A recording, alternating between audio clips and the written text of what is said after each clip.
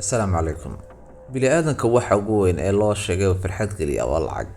Stephen Howard ayaa waxa uu soo dhacay email kaas oo ku qoran tahay mid ka mid ah ehelkaaga ayaa waxa uu kaaga dhintay bilaayin dollar. Fadlan Stephen, waxaan u baahanahay sida ugu dhaqsiya badan leh inaan u kulanno.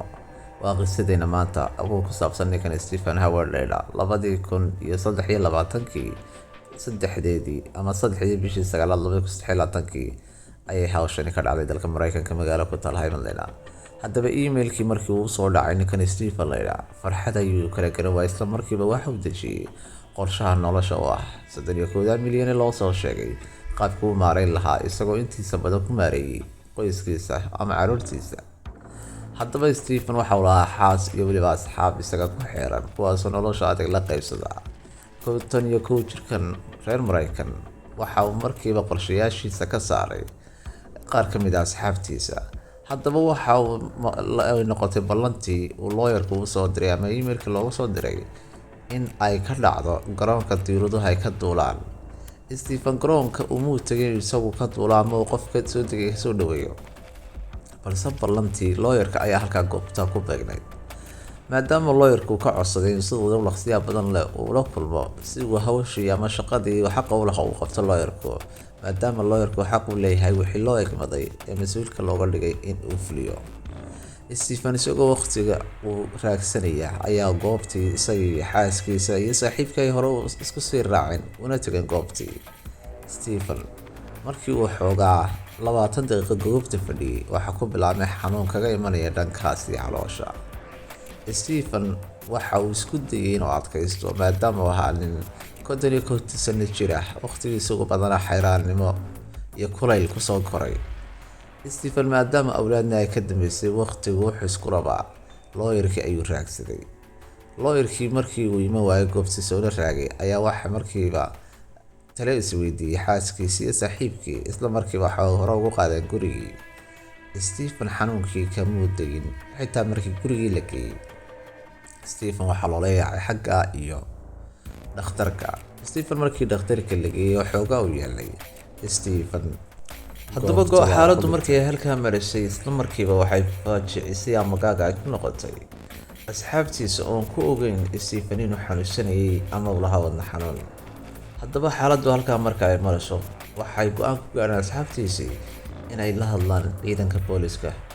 Ciidamadii booliska markii ay goobta yimaadeen waxaa loo sheegay xaaladii halka ay marisay. Waxay u sheegeen inay ka shakisan yihiin xaaskiisa maadaama intii uu guriga yaalay ama uu yaalay garoonka diiwaduhu ka duulaan ay ku sugnaayeen aanay haba yaraatay warwar uunu ka muuqan xaaskiisa. Xaaskiisu markasta waxay nagu lahayd Stephen khamri badan ayuu soo cabay saa daraadeed waxa weeye oo uu naxsan yahay maadaama lacag fara badan loo ballan qaaday. Haddaba Stephen waxaa dhinaca kale xaaladdu ay ka sii murugtay maadaama lawyerkiisii haddii uu soo joogaanay cidi ogaanayn.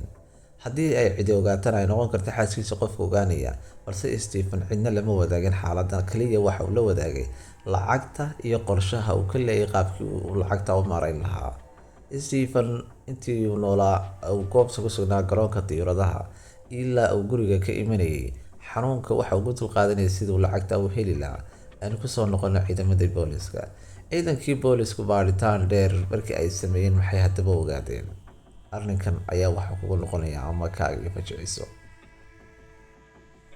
Ciidamadii boolisku waxay galeen hawshoodii kaas oo ah haddii qofka laga shakiyo ama qof la tuhmo in uu ka dambeeyo dhibkan in baaritaan degdeg ah ay sameeyaan. Haddaba Stephen asxaabtiisii maadaama ay farta ku godeen xaaska Stephen oo ay u maleynayeen in iyadu ay dishay odaygeedii. Si kastaba ha noqotee ciidamadii boolisku baaritaan dheer kadib waxay ogaadeen in Stephen la sumeeyay ee aanu haba yaraatee khamri cabin. Stephen haddaba yaa sumeeyay ma asxaabtiisa mise ehelkiisa iyo qaraabadiisa. Stephen markii xaaladdu halkaa ay mariso ee la isla gartay in la sumeeyay waxa markiiba loo yeeray intii ku dhawaad xaaskiisu ka mid ahayd. Maadaama asxaabtiisuna ay farta ku godeen xaaskiisa waxaa la yidhi soo fadhiiso heblaayo. Markii kadib la wareystay la yidhi odaygaaga maxaad dishay waxay tiri arrinku saa waa uu ka wen yahay. Waxa weeye odaygaygu waxa uu helay lacag 12 sanona baan wada nooleen. 12 sano waxaan ku wada nooleen nolol aad u adag oo rafaadkeedu uu badan yahay.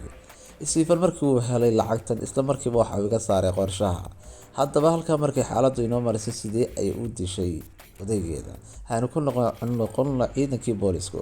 Ciidamada boolisku waxay ogaadeen in marwadani ama aan idhaahdaa qaabka loo dilay Stephen uu yahay in sunta lagu nadiifiyo suuliyada ama guryaha Stephen loogu daray waxyaabo la cabo, taasna ay soo dedejisay inuu dhinto. Stephen xaaskiisii xaaladii markii iyada loo soo bandhigay leeyahay maxaad dishay odaygana, waxay soo bandhigtay in odaygeedu uu iyada damcsanaa ama uu rabay in uu iyada iska furo oo uu nolosheeda ka fogaado kuna biiro noloshii caruurtiisa iyo ehelkiisa kale. Haddaba arrinkaasi waa ta keentay in ay qaarajiso odaygeedii, balse waxaa yimid arrin kasii fajicisa badan oo kaa ama kaaginaya. Haddaba ciidamada booliska markii ay awoodda saareen qaabkii ay u ogaan lahaayeen qaabkii uu dhintay ninkan iyo weliba sababtii uu dhintay, waxaasoo dhan markii ay soo baadheen oo ay baaritaankoodii ku kalsoonaadeen ee iyadiina ay qiratay kana sheekaysay sababtii ay u dishay, kuna sheegtay inuu ninkani uu ku fikiray inuu noloshiisa uu ka fogay maadaama intaa uu sheegay asxaabtiisa mid ka mid ah. Markii ay ogaatayna ay u qooshtay ama sharabka ugu dartay sunta guryaha lagu nadiifiyo, uguna talagashay 24 saacadood gudahood inuu u dhinto. Kadibna maadaama ay yihiin laba qof oo wada nool, ay hesho dhaxal ku filan ama lacagta ay ka hesho qayb intaanu uu ka tegin ee aanu furin. Haddaba halka xaaladdu markii ay marisay wixii ka amakaagii ahaa, ciidamada boolisku waxay markiiba u dhaqaaqeen dhanka iyo lacagtii, maadaama waxa geerida iyo dhimashada iyo dilka keenay uu yahay lacag. Stephen Howard wixii loo dilay waa lacag. Ciidamada boolisku waxay qaadeen tallaabadii koowaad oo ah inay emailkii furaan oo ay u diraan lawyerkii warqad ama fariin. Haddaba lawyerkii markii uu soo jawaabi waayay dhowr jeer lagu celiyay baa waxay ciidamada boolisku sii qaadeen tallaabo kale oo ah in ay ogaadeen qofkan lawyerkan iskale, waayo lawyer kastaaba waxa uu leeyahay email u gaaro, website u gaaraya nidaamkaas. Haddaba halkaa markii xaaladdu marisay, ciidamadii boolisku waxay ogaadeen in emailkan uu yahay fake, sawirada lagu isticmaalayo iyo weliba adresyada iyo ciwaanada lagu isticmaalayo ay wadahiin dhammaanteed fake. Halkaa xaaladdu markii mariso maxaad samayn lahayd? Haweeneydaasi waxay ninkeedu u dishay maxay? Waxay u dishay nin wada ognahay waa lacag. Haweeneydii lacagtii gacantii kuma hayso, ninkeediina ma hayso. Ninkii odayga ahaana xaaskiisa waqtiga badan la noolayd, khaainnimo iyo dhabarjebin ayuu ku sameeyay, isna naftiisa ayuu ku waayay. Labadoodii midna lacag ma helin oo mid kastaaba midna naftiisa ayuu waayay, midna noloshii dhammaa ayuu waayay. Taas waxay ku tusaysaa in adduunkan aynu ku nooleen 2024 ka maraya inay wax kastaaba ka dhacayaan. Haddii lagu soo diray email, waa muhiimadda sheekadina khusayso oo lagugu soo diro ama fariin lagugu soo diro lacag ayaad ku guuleysatay, waa inaad shuruudaha buuxisaa. Waa inaad ogaataa qofka kuu soo diray inuu yahay tuug ama scam doonaya inuu adiga hantidaada iyo maalkaaga dhaco. Asxaabtada qaaliga, waxaan rajaynayaa inaad waxyaabo badan ka faa'iido sheekadan.